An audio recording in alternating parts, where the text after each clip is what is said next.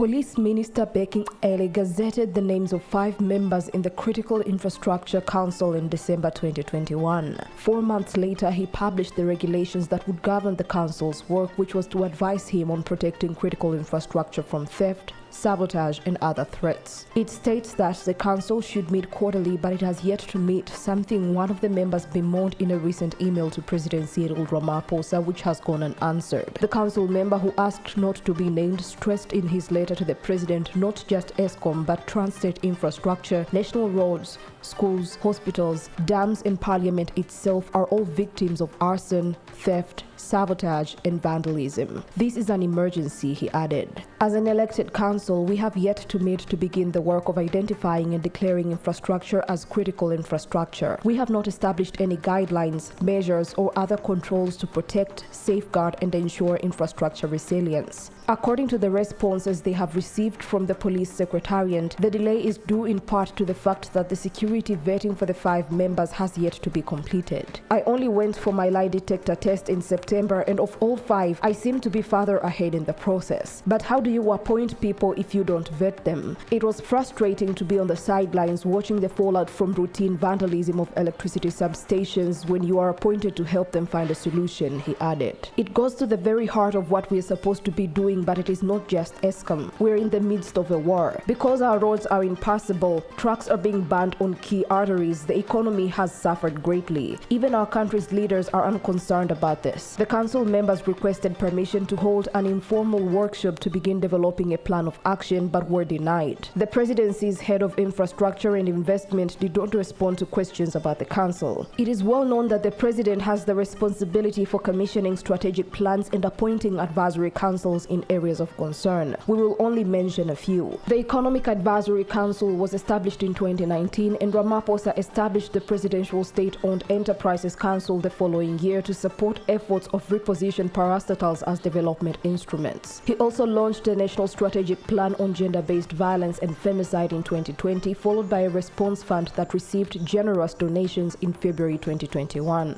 Despite the president hosting a second summit on ending gender-based violence last year and to the charging of activists demanding progress, the creation of a council and disperse of funds has hit a familiar bureaucratic roadblock. According to a political analyst, South African presidents have historically preferred consultations and the formation of multiple communities when major decisions involving a large number of stakeholders, but this was far more pronounced in Ramaphosa than in his predecessors. He is a shaky leader, he admitted. He does not want to face the fire alone, but prefers to cover up for the consultative, collective decision, and what tends to happen is that the decisions are painfully slow to be made, and that slowness has earned him a lot of disapproval and to some extent contempt from many people. He thought it was partly due to his character and partly due to the fact that he lacked the numbers in the ANC to move quickly. Since the ANC's December conference, only one of those factors has changed. The circumstances should allow him to move quickly when making decisions, but there is still a character issue to deal with. The president established the Presidential Climate Finance Task Force a year ago to lead efforts to secure funds for a just energy transition with measurable results. South Africa has received $8.5 billion